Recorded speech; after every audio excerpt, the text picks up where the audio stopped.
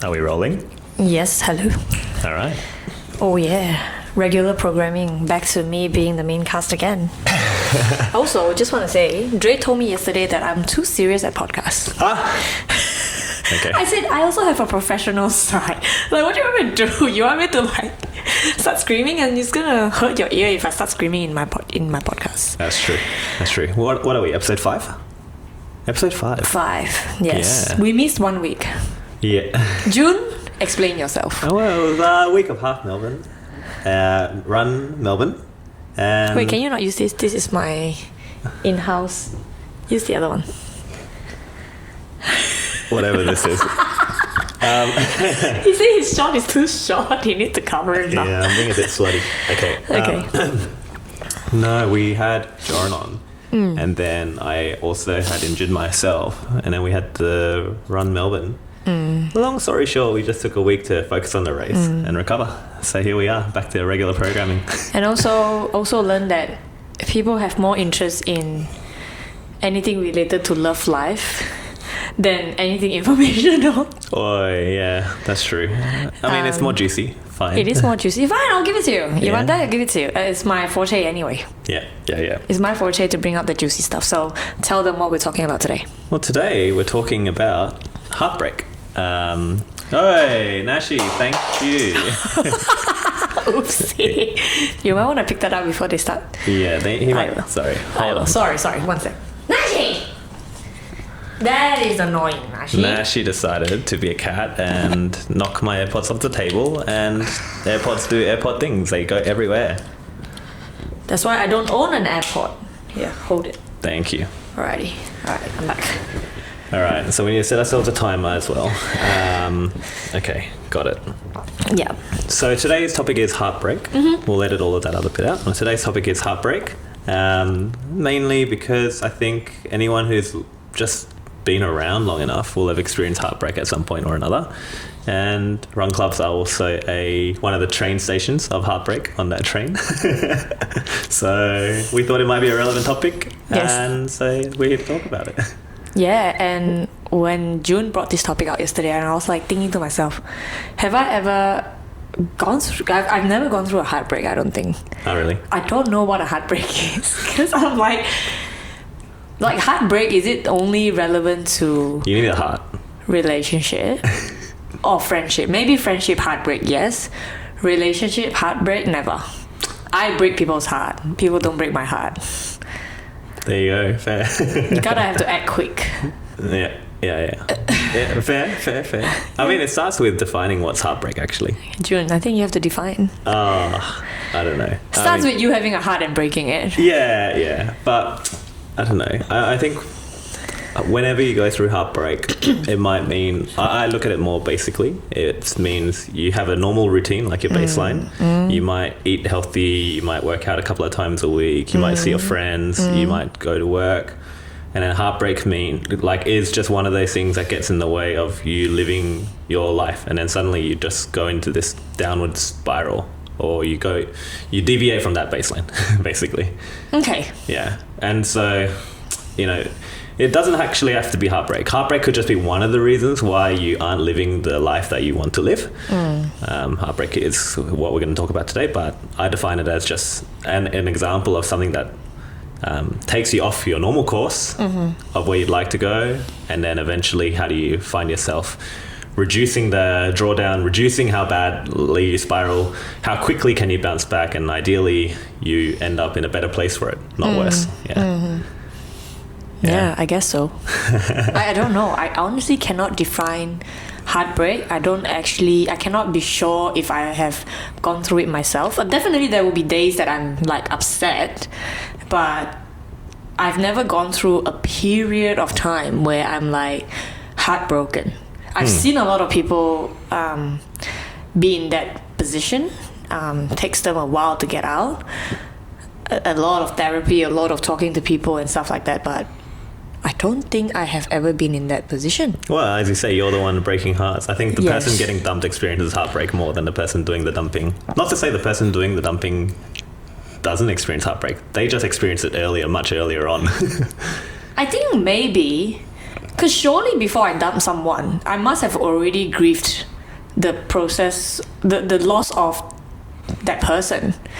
Then only I can dump them. So maybe when I had my heartbreak, I was still in a relationship. That's why it did not feel like a heartbreak. Fair. It didn't feel like a normal, like, oh, I'm broken up and I'm like heartbroken and I'm so sad, I'm emotional for 1 month, 2 months. Yeah. That kind of stuff.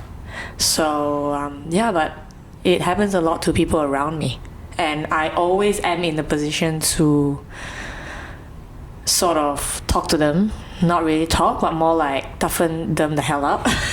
Yeah. I don't do soft stuff. Yeah. That's why I'm not a therapist. But I think when people want to hear the hard truth, then they'll come to me. True. When they're ready. True. Yeah. I mean, for me, if I speak from my own personal experience, I mean, I've gone through heartbreak, and it's 2 parts to it. I think we were talking briefly about this yesterday, which is one part is now grieving a future that you no longer have, all the hopes and dreams that you had with this person. Suddenly that's been, your life is just on a different trajectory anymore. It's not that anymore. So of course, grieving the loss of that is difficult, and it's one part of the reason why you might feel heartbroken. And I think another part of it is also something I don't hear enough people talk about, which is the self-esteem part. If you struggle with self-esteem, and I did in my 20s, you wonder, another reason why it's so hard is because you wonder, will I find someone like that again?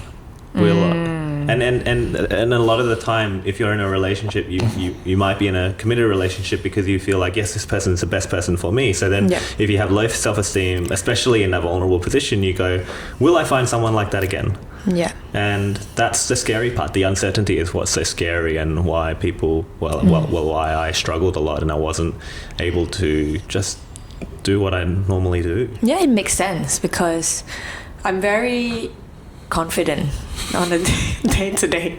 You're like, woohoo, I'm free. Yeah, hell yeah. Yeah, I mean, like, I feel like most of the time I would tell myself it's their loss rather than my loss. And I'll be like, you know what, it's okay, I can find someone better. There's like so many people in the world. Like, I'm sure that I can find something better than this. So then I recover from whatever quote-unquote heartbreak that I'm going through, and I'll be like, yep, it's fine, whatever, what can I do? Nothing I can do. What's the point of being in that position when there's nothing you can do about it? So that is my thought process. Like, why do I put myself in the deep? I'm already struggling with this sort of heartbreak, and then I double down on myself by putting myself in this position for so long. And at the end of the day, the result is still the same. That guy is never going to come back. Or we're never going to have what we lost already. So why not just wake up then and just call it a day? What can you do? Well, I think you're an outlier for 2 reasons. One, you have relatively high self-esteem. Number 1. Too high for my own good. Number 2 is you're also very rational.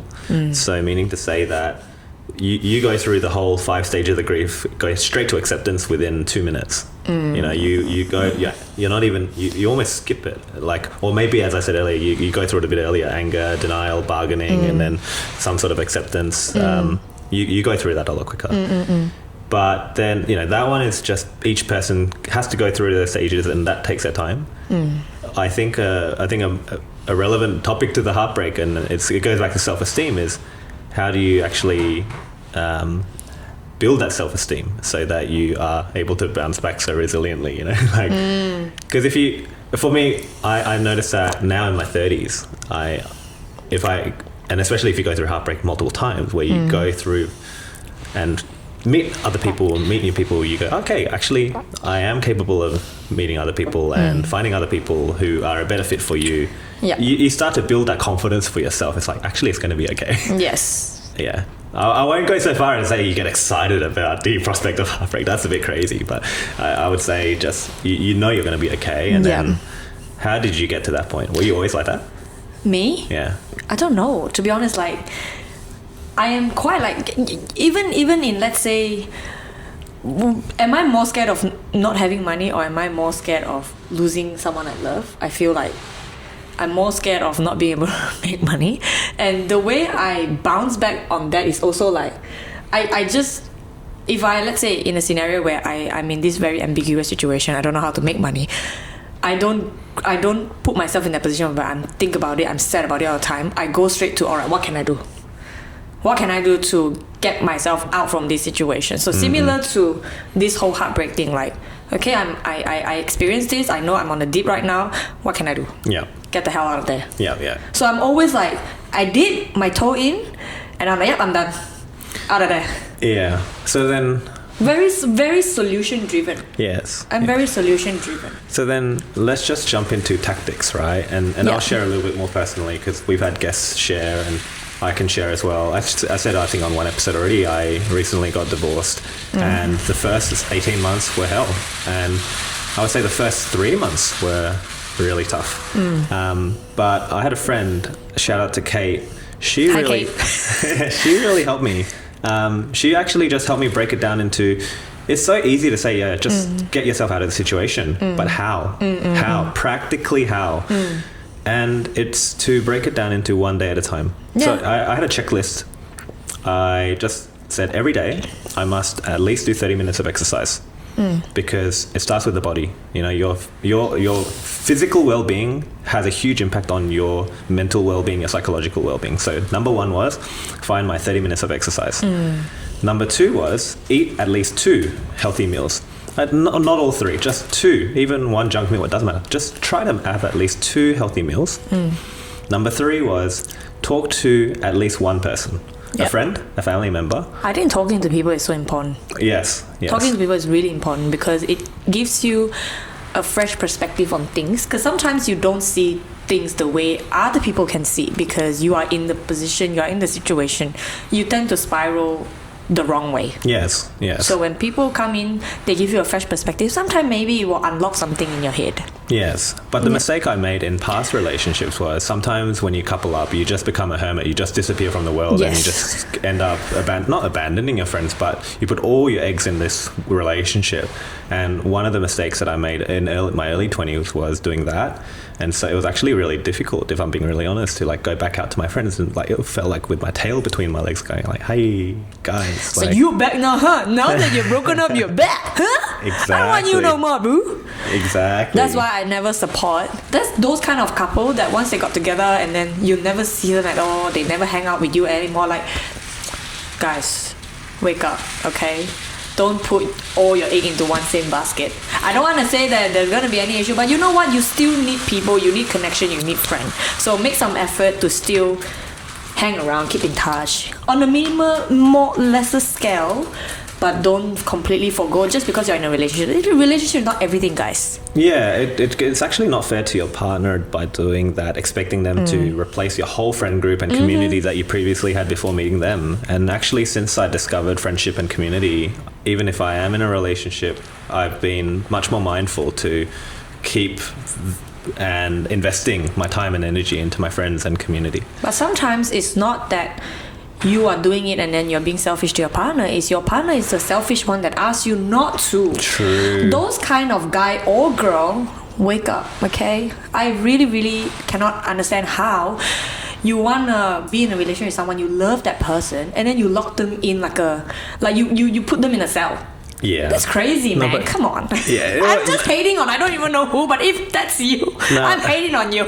Yeah, they're the anxious attachment styles, right? Oh my god, it's crazy. Yeah. Have some self-confidence, guys. Like your girl or your guy, they're not doing anything stupid. Just let them out. Let them express. Let them feel the world. Because the more you hold them in a cage, the more they will want to defy you. This is how cheating happened. Cheating happened from being suppressed too much. Or I think it's even more fundamental than that. If people don't feel free anymore, yeah. So it's just like, it's a very simple like sex education, right? The more your parents hold this information back from their kid, the more they are like the wild type, like the one that does everything and you don't even know it. But like normally the ones that are more open, it's safer because then they feel safe to come and tell you whatever. It's the same applied to every relationship. Yeah. Yeah. Anyway. Yeah. Back to the. That's for next episode. Cheating. No, I'm joking. Ooh, let us know. No, I so where were we? So firstly, get the exercise in, get your healthy meals in, Yes. talk to somebody. Yes. Sleep. Part of that's also sleep. But I think the last thing that Kate encouraged me to do every day was to find one thing to do for myself. And that could be then like having that ice cream, or it could be food, it could be anything really, but like actively choosing in your day something that will make you happy, making time and energy for it, was the 5 things that Kate told me to do. And actually, that's so interesting. I would have never advised you that way, because it's very like a very, I don't know, it's just not I cannot articulate it that way. Maybe if I was in that position, that's what I would do, but then I cannot really put it the way. Yeah, you just say snap out of it. Yeah, but for people who are in the middle of it, how do you tactically put one foot in front of the other, right? Yeah, because again, you're talking about the output. I'm talking about the input. So how do you actually do that? So that's what I think I'm trying to. Yeah, I think maybe for me that's probably what I did, but I just never really thought of it that way, because then it's something that I can do without thinking in this way. Yes. But then for people that doesn't know, then what Kate advised is actually good, because it's probably what people like me do, but then we just do it without knowing that we are doing it in that steps. Yes. Pretty much prioritizing yourself. That's Yes. what Kate is saying. Yes. Pretty much love yourself at the time that you are going through heartbreak. Do something good for yourself. Build some self-confidence back. Build some self-esteem back. Be around people. Talk more to people. That's when you feel you can sort of bring yourself out of this situation and get back into, your day-to-day. Be close to people, It comes naturally. Yeah. And because it's sort of like the opposite. If you want to stay heartbroken, just do the opposite of those things, right? Just eat junk food, don't talk to anybody, lock yourself in the room, just watch Netflix all day. I've been there, done that, and then guess what? It didn't improve. I just kept spiraling. It actually worse. Yeah. I recently actually shared a photo within the FKC group chat of what I used to look like before I joined FKC. Oh my god, he looked like I don't know, like he looked older than now. Yeah, when he was younger, he looked older. Yeah, I did not take care of myself because I just didn't love my, as cheesy as it sounds, I just didn't love myself and didn't take proper care of myself. And now that I have, and doing those things by eating well, sleeping well, building that community, friendship, as basic as it sounds, like just doing that every day, then leads to a good week, then leads to a good month, and that's how your life just slowly but surely turns around. Yeah, it's actually, sometimes I'm like, it's so simple, guys. I'm like, sorry, another simple one. It sounds so obvious. Just drink water. Drink at least 8 glasses of water a day. I really need some water right now. Yeah.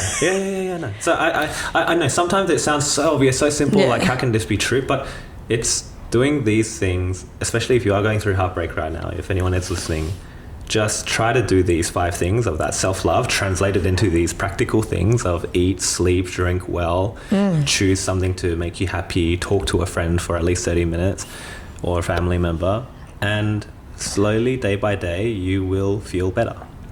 That's and that's something I've found to be personally true, and it's also what led me to then find Charis, find FKC, and turn my life around as I have today. I thought my life was all over when I got divorced at 35. Damn. But here we are now. Damn, now he's like turning a new leaf. Now he's a new man. New tree, actually. Yeah, new tree, not even a leaf, he's like completely turned around. He is more than before after this heartbreak. I would say so, yeah. Yeah, he's richer than before. Like rich as in rich in life. Yes. Rich in life and also rich in pocket. Not after the recent Tesla share price. No. Don't talk about Tesla right now. Oh gosh, makes you. Yeah, no, but I think it's also, I think another frame that helps me feel okay during heartbreak is when we look at everything difficult in our lives. Most of us now, if we look at all the most difficult moments in our lives, we can go, wow, that was good for me. Because it taught me or it helped me. Yes. Thank you for bringing this up. Yeah. Yes. Every hard time that you have in life actually teaches you a very important lesson. Because you learn from whatever you've gone through, and next time you don't do it again, or you do better. So like it applies to everything and anything. I know I keep talking about money, I know I keep talking about working or whatever, but this is my personal experience, right? Like every failure is literally a lesson for you to do something better in the future. Yeah. So whatever that I'm going, this is how I set my mindset. It's about perspective, right? You can think, you can sulk and you can feel sorry about your own failure and keep spiraling down, and you think you can, but think of it another way, is that without this, how can I gain that? Yeah. So right now where I am, like me knowing June, me doing this podcast with June, or me doing this whole run club wouldn't have been possible if I hadn't, sold my previous real estate business, started the cafe, or that kind of thing. One thing to another leads to what I am today. Yes. So in that scenario, if you feel like you are sulking, just think of it. Try to think a few steps ahead and be like, hey, once I get out of this, what can I do to learn from what I'm experiencing right now? Then you can actually hopefully pull yourself out and be like, hey, let me start by doing that 4 or 5 steps that June just mentioned by Kate. Then see where it takes you. Yeah, and if when you experience a setback like that, it's only a mistake if you haven't learned from it. But if you learn from it, it's actually a lesson. Oh, hell, it's like the most valuable lesson in your life. Like, you cannot pay money to learn an experience like this. It's a school of life. Yes, it's a school of life. You learn by experience. Why some people can live for 20 years but feel like they are like 30 years old in their head. Why some people can live up to 60 years old but feel like they are a child, because this is a different in life experience. Some people could just be ignorant their whole life, and at 60 years old they behave like a 10 years old. Some people, they have gone through some tough stuff at the beginning of their life. At 20 years old, you might feel like, why do they sound so mature? That's because they have gone through some crap. Yeah, and in business they say fail quick, right? And the reason why they say that is because there's only so much thinking and planning and analyzing you can do. We're actually really bad at knowing or predicting. The only way to know is by being in it, doing it, and trying it. So I think I see a lot of my friends struggle a little bit because they just worry about this future from a reality that they don't control. So the only way to experience or know what to do next is one foot in front of the other. Yeah. Go, try, figure it out, don't like it, turn around, do something else. If you worry and you stand still, then you're forever just going to stand still. And you waste your brain power worrying. Yeah. Why not try? And then see how you go. Just apply it to any relationship. Like people always say, I don't know if we are ready to be in a relationship or whatever. If you are acting like a couple, then you are ready to be in a relationship. What is stopping you? Don't tell me you're waiting for him or her to sort of like check whether there's anything better in the sea. Like, if you guys are already dating, holding hands, depending on how you guys are, you guys kissing or whatever. If you're already at that stage, then the next thing is to be in a relationship. But it's always like, oh no, it's like, I don't get it. What is the perfect time? What is the perfect time to ask whether or not I should ask he or she to be my partner? I don't think it's very rarely in these situations is it about the partner. From what I can see from the conversations I have with my friends, it's about how others will think of them and the other person. I don't know, because I would say from my own experience, again, that was like 8 years ago when Calvin and I got together. We actually never had a date that he asked me. So for me, I've already sort of accepted that I am his partner as time goes, because we are acting like we are each other's partner. So there was, I don't recall a day where he asked me, hey, should you be my girlfriend or anything like that. I tell people that he's my partner. That's it. That's the end of the day. Then on one fine day when we decided we needed a date, that's when we decide, all right, let's make it 20th of February because it's easier to remember. But the truth is, I don't know when when that happened. Yeah. I do not know when that happens. And people overcomplicate this. They go, when are we in a relationship? What defines a relationship? Define a relationship talk. It can be very ambiguous and confronting for a lot of people. But actually, it's just simply from when are you committed to each other? Yeah, it's so simple. Oh my God. it's you can dress it up, use whatever vocabulary you want. But the moment you decide to commit to one another is when you can say you're in a relationship. Commitment looks like and smells like, sounds like spending time together, sharing resources together, actively choosing each other over everybody else, prioritizing each other. If you're doing those things exclusively, that's a good point, which is the commitment part. Then hate to break it to you, you might already be in a relationship. Yeah, so don't look, there is someone that I want to pass the message to. If you're listening, yep, I'm talking to you. I think you know who you are. Yeah, there's no need to plan, September, August, December, November. It's no different, bruh. Yeah. But I think the other part of, if we go back to the original topic of heartbreak, another reason why people struggle with it is because of how oftentimes the breakup, the mess of the breakup, right? Like, especially if it's in a community with other friend groups, that managing those optics or the post breakup, that can also sometimes be messy. They sometimes be quite difficult.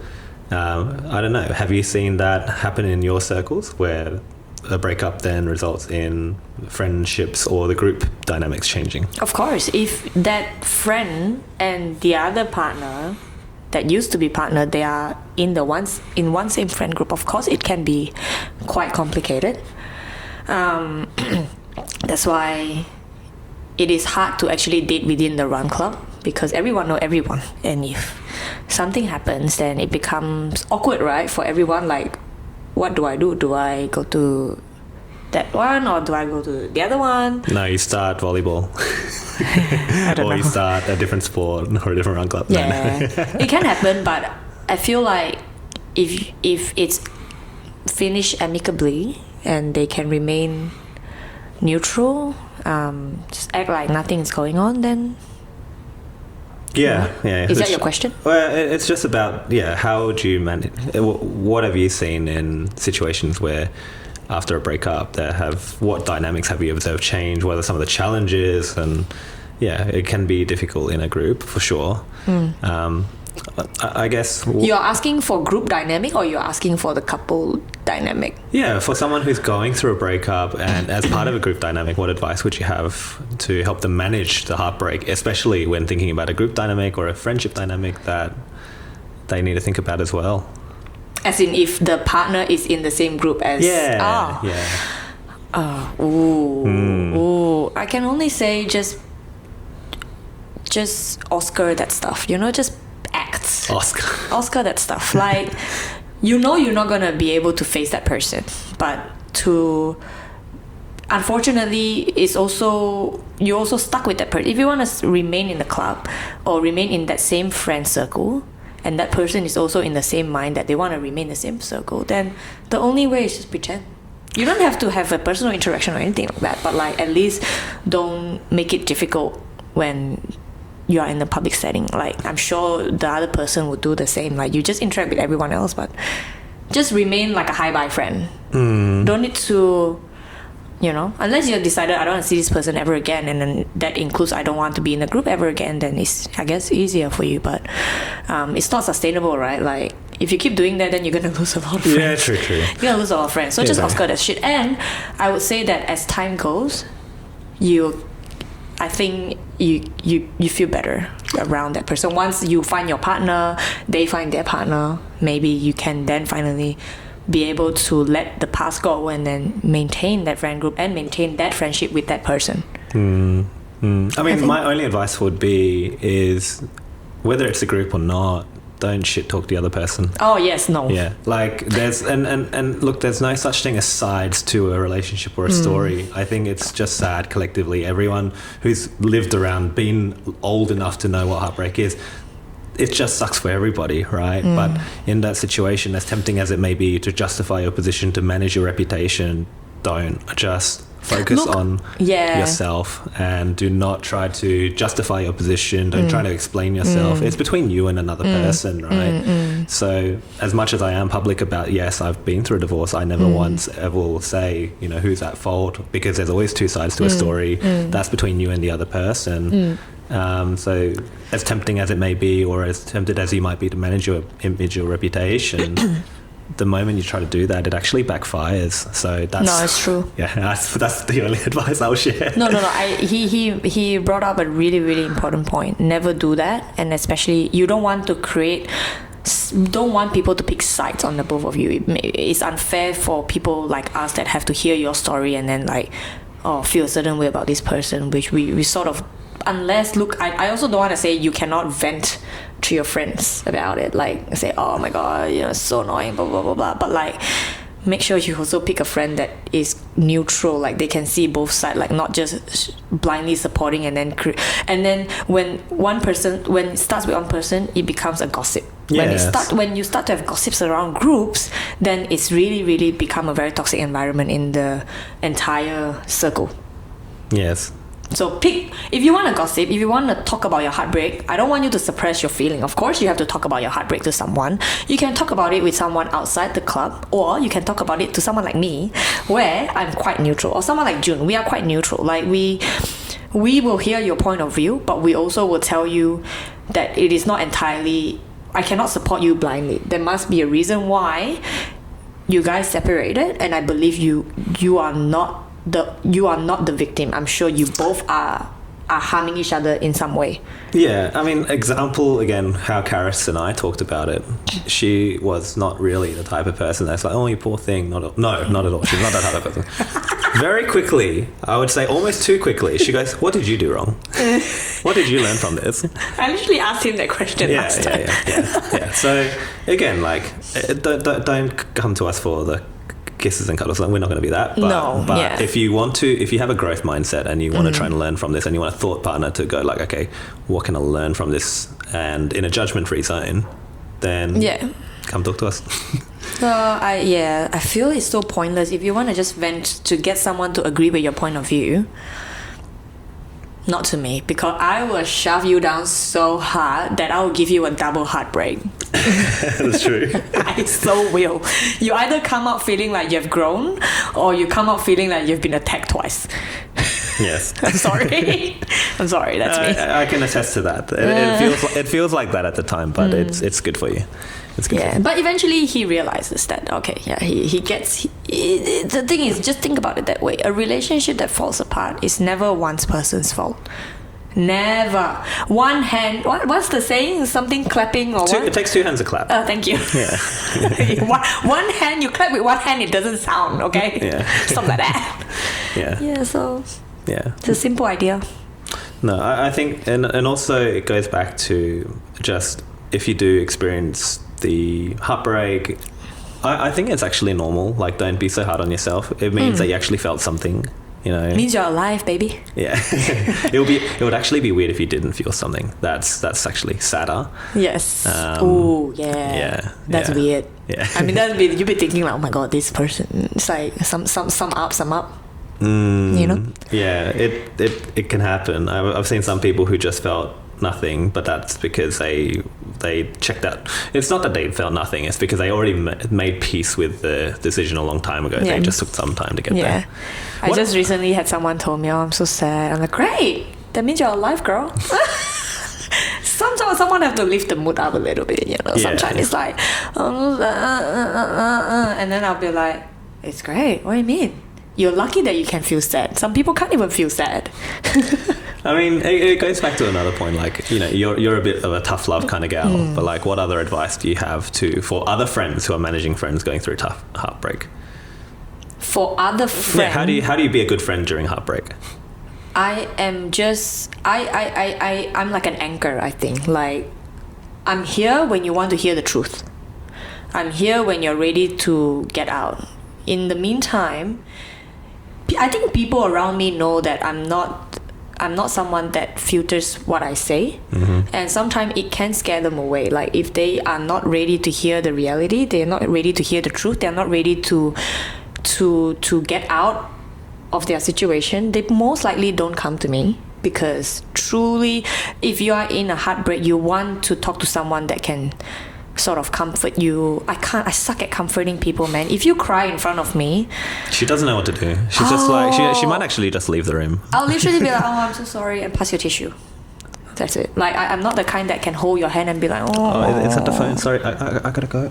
Yeah, I'm not that bad, but like, you know how some people, when you cry, they know how to act when you cry. When you cry, I don't know how to act. I feel awkward. Like, the more you crying, the more I'll be like, hey, wait, calm down.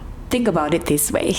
And then they're just like, I'm like, I can't. But when you're ready to hear, when you're ready to get out of it, then I'm the perfect candidate to pull you out. Because I do that by also spending my own time. Like, I actually say, look, let's go and get something done together. Let's go and run. Let's go to the gym together. Let's get some shit done, girl. Yeah.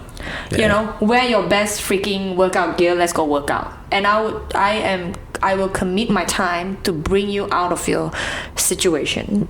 That's what I can commit to my friends. Yeah. I think I'm similar. I'm not. Yeah. I try to actually avoid telling or sharing my thoughts on the person or their relationship. It's not my place.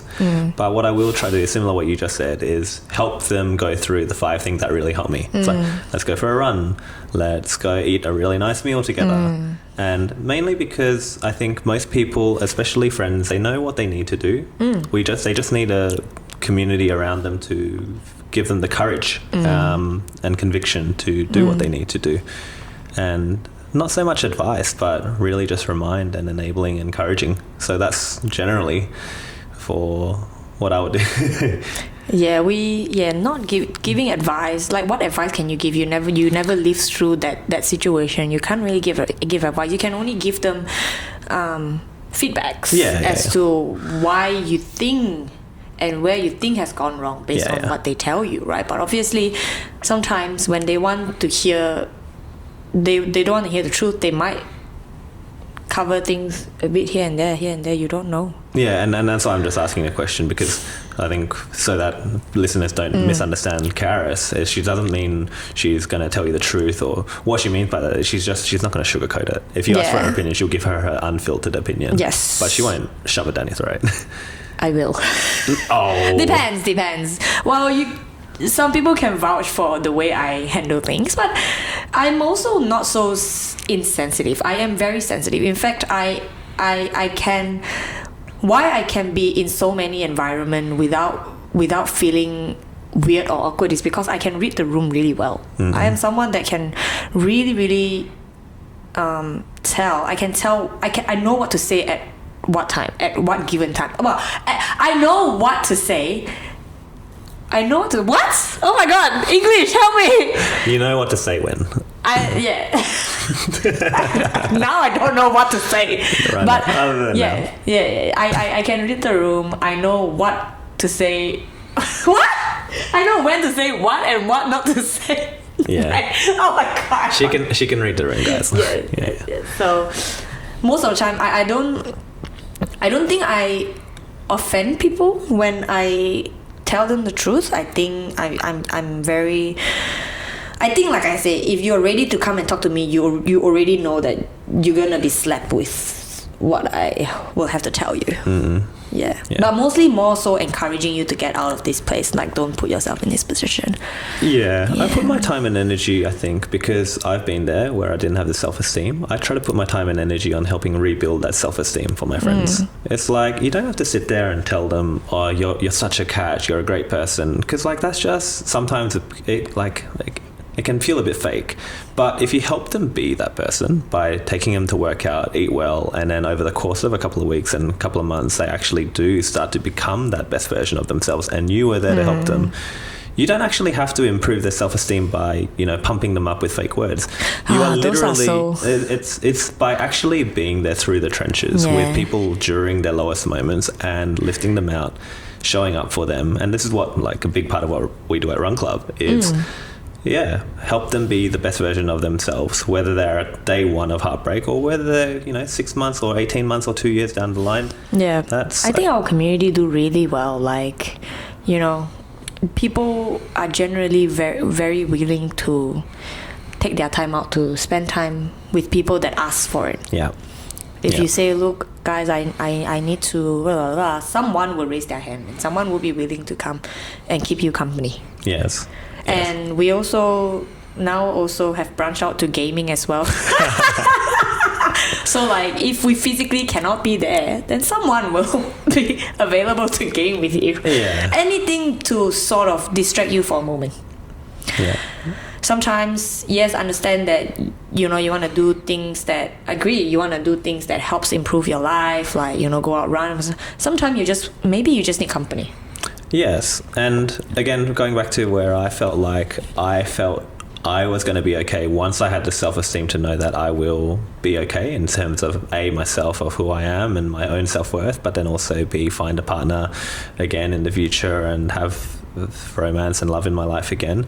Those, I think, are the sort of big milestones along that heartbreak where you go from, you know, that downward spiral to like just bouncing back up, or to have that moment of clarity and that moment of self-belief for yourself that actually I'm going to be okay. And I love being in that moment with friends when they realize that they're going to be okay. Like that for me is such a... Oh, it's so nice. Such a nice feeling. So special. You feel like you saved them.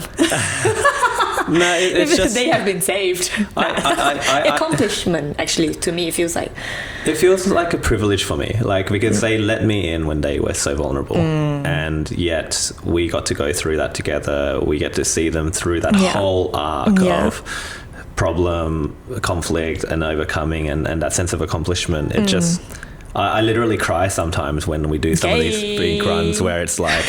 Oh my gosh, like, and you know what it means to that person, like when they reach that new PB, because some of these runners, man, like they're fighting some demons. I know a friend who's going through heartbreak right now, and he just went through and did this incredible run at Run Melbourne, and it just, when I was sending him the voice note, it was just like I was tearing up for him because I knew what it represented for him to train so hard to overcome and be that best version of themselves. So, yeah. And I think I mentioned this before in the previous episode, and I feel like to me it's more like a sense of accomplishment, and also, like you say, you feel special. Was that the privilege? Privileged.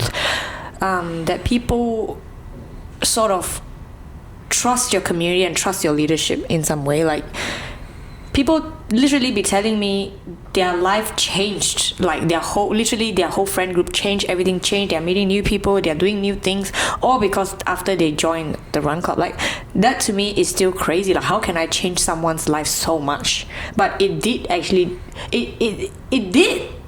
And until today I'm like, oh my god, I don't know. Like, yesterday I was talking to Louis. Louis was telling me he normally have really quite severe social anxiety. Like, he need a drink before he can talk to people he don't know. But then, like, being with us yesterday, he was sober as hell, but like he said he could comfortably be himself. He feel comfortable. He feel like, you know, when dining with us, there's no table manners, there's no proper formality. It's just chill, just say what you want, do what you want, burp in front of each other, no problem. You know what I mean? And he feel comfortable without drinking. True. And I think I always like to create that kind of environment for people. I want people to be comfortable around me, and therefore for me to do that, then I will I let my full self out to people, so people feel like they can let their full self out to me. And hopefully if they're going through something, then they will be willing to tell me what's happening to them, and maybe they will be happy to hear what I have to tell them. Yeah.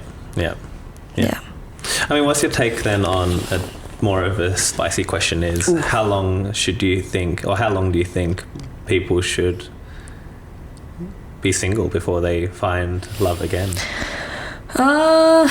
Is there a right amount of time? If I must say from my own experience, nearly not that. I was a back-to-back. But it depends on... It's also important, are you using the next target as a rebound?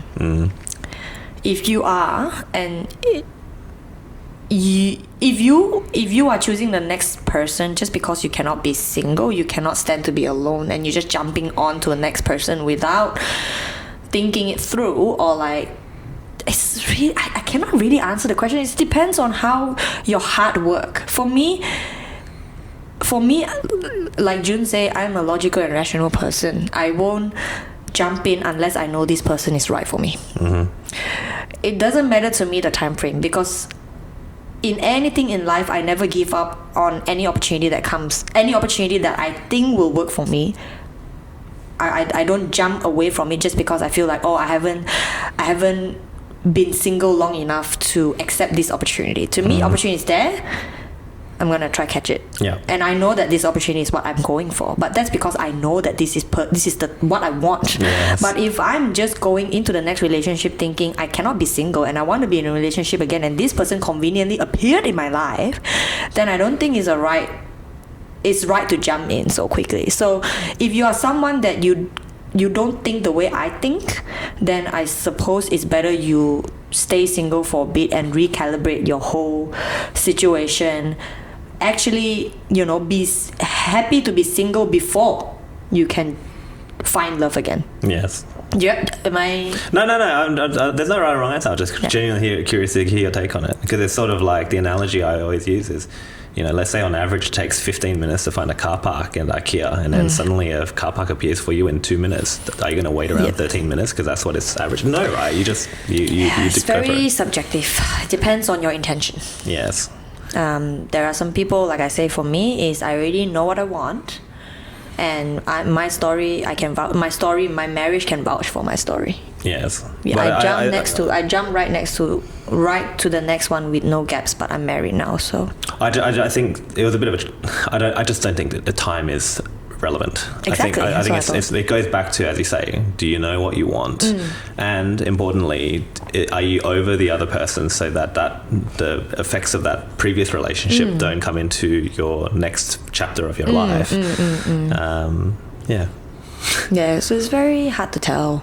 Yeah. But generally, maybe, I don't know if there's anything to do with weak-minded or strong-minded people. I think strong-minded people are more able to jump onto the next one without bringing the things before over. Whereas if you think that you are someone that is weaker mentally, then I think maybe you probably need some time to break and some time to recalibrate, I think. I mean, if we were to put something like right now, we answering this question without actually answering the question, because we are not putting in any like right now, me saying all this, it doesn't help people to tell, okay, so what is exactly I need to do. I think we got the 5-minute blinker warning coming up, actually. No way. Yeah. Are we 40 minutes in? Okay, wait. Let me look at one of the... Sure. So, unfortunately, I can only go through one question. So, we asked our community what topics they'd like us to cover. Yeah, so there was a few questions that I asked them to answer.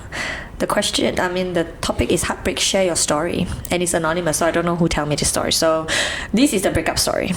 Dated bracket, not officially but exclusively for 5 months. She's international, so struggled with distance when she went home for at least 1.5 months. She broke things off over call 2 days before she came back because of how I reacted / got upset at situations. Bracket on top of all other issues. It was super sudden and I didn't see it coming at all. I thought we'd work things out when she come back. We were really sweet and innocent together. Nothing bad happened, so it's hard to see past it and let go. We are no contact at the moment, but I really don't want to lose her in my life, even though I'm slowly accepting that there's no chance we'll be back together again. I've been through longer relationship breakup, but this just feels like I got hit by the same truck again. The second question is, if you could ask one question about your situation, what would it be? This person said, I've been fighting for my life to not reach out these past weeks or so, but I still haven't because I fully respect her. I know holding on slows healing, but I just don't want to let go. We still have each other's social. Is that bad idea? Should I cut ties completely, or is that not necessary? Would it only hurt to see her continue to move on happily? Would it be bad to talk to her occasionally? I don't want to seem like I can't get over it. I know I will eventually, but it's just so upsetting. Yeah, I mean, this person is still in the process of grieving. Basically, you're not at the stage of accepting the current reality. You're in a bit of denial. You're bargaining. What if? Shoulda, coulda, woulda, and all of that's normal. By the way, that's okay. No judgment here. Again, speaking from my own experience, if you want to get over somebody, then you don't do it for the other person out of respect for the other person. You do it out of respect for yourself, because you want to heal and you want to be whole again. So yes, it's like this. It's like picking a scab. If you keep picking it, then it'll never have a chance to actually fully heal. And if you keep touching it, it'll still be sensitive and it'll hurt. But if you actually leave it alone long enough and it just becomes a scar, when you touch it, it won't hurt anymore. So sometimes the reason why people say block the socials, it's not to delete and cut off the ties. It's more to prevent yourself from hurting yourself, to not continue to be triggered by that same person and keep going back to licking old wounds. I think if you know that at the end of the day you're not gonna get back together with this person, I think it's at this stage of your current situation, it's best not to see things from her side. But I'm not saying, like, we're not suggesting you to completely cut ties with this person, but I think at this time it's just best not to keep picking on your trigger point. Yeah, for now, right? Yeah, for now. Temporarily. It's like when we say cut ties, it doesn't mean forever. Just until you are at a point where you feel safe again to not have any reaction. Your blood pressure doesn't go up, your heart rate doesn't go up. You want to be able to see them in the street and be happy for them one day, right? But I think it's also quite difficult, because from what I read is that this breakup is like no closure. Yes. It's like a no closure breakup. That's the worst. Like, you don't know what happened. You cannot really understand why you're in this situation. But what would it? So this is something I learned through therapy. My last relationship, I felt like the rug pulled out from underneath me as well. I didn't get any closure. I have still so many questions. But the question that my therapist asked me was, what if you got all the answers? What difference would it make? That's true. Yeah. The result is still the same. You're still broken up. Yes. So that helps me actually. Yes, closure is nice, but it doesn't actually solve anything. It doesn't change the outcome. It helps you when you're at the bargaining stage of processing the grief of like what if, shoulda, coulda, woulda, and it just closes those loops for you. But thinking about them doesn't change your reality. You're still broken up. You're not going to get back together. If you can accept that fact, and it's just, instead of trying to keep going back to these loops, just close those tabs. I know it sounds so easy to say, but just really ask yourself the question. If you had every single question, if you had unlimited time and all the time with the other person and answered all your questions, but you still remain breakup at the end, go through that process for what? That's true. Like, realistically, like he said, knowing all the answer to your question is not going to change anything. So that for me, if you this is in a scenario, if you cannot get her to sit down with you and properly chat through and properly close the chapter, then you just have to cycle yourself in some other way by asking yourself, all right, I need to move on. I can't keep staying here, seeing her. Like, it will hurt you even more if she's living her life as per normal and you are still here sulking. Yes. The tough medicine here is you're in the bargaining stage. The sooner you can accept your new reality that this is a future that's no longer open to you anymore, and start instead focusing on a brighter future where you can potentially meet somebody else, you can actually move on with your life. I would say the successful breakups are the ones where you're able to move on to your new chapter of life cleanly with as little collateral damage as possible, both. Wait, let me pull up the question again. Okay, so we had some technical difficulty and then the Wi-Fi and the card got chopped. So we were talking about... So no, we answered question 1, answered question 2, and then the third one is, what have you learned from this experience so far? And this person say, I need to live my own life and love myself and don't rely on someone for happiness and center your life around theirs. Don't let their life and mood affect your entire happiness. Great. Yeah. Question has been answered.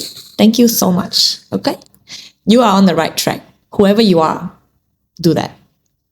Apologies for the technical difficulties. The card got full, but if you listen this far, thank you for listening. Yeah, and no, not done.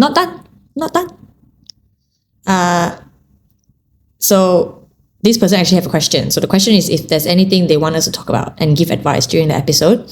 It is how to love yourself and your life and be dependent on yourself for happiness, emotionally independent and stability. Covered in the video before. A little bit. Yeah. Which being more independent and dependent on yourself, those 5 things, right? Like sleep well, eat well, talk to your family and friends, do something, choose something, even if it's for 5 minutes, a little bit of joy in your day. But I think if you continue to do those things and become a better person, better meaning like healthier version of you, like richer, not just financially, but just richer version of you, better friends, you will feel better. That's something I can promise. I think it's to build your self-confidence. Like I re-recorded this. I had a full speech. I cannot repeat, but build your self-confidence, bring yourself back up. Once you are at that position, then you can control your mind better. Yeah, and actually the outcome of that, what that actually feels like is you actually don't care what other people think, because you care about more how you think and how you feel, and you know what you need to do to feel better about yourself. So yes. Yeah, I've been there. I was there not that long ago, actually. Yeah. So once you are in that high level, that then nothing can sway you. It can, but then if it does, you know how to get there sooner. Yeah. Okay. All right. Wrap it up. Take 2. Okay. Bye. Ciao.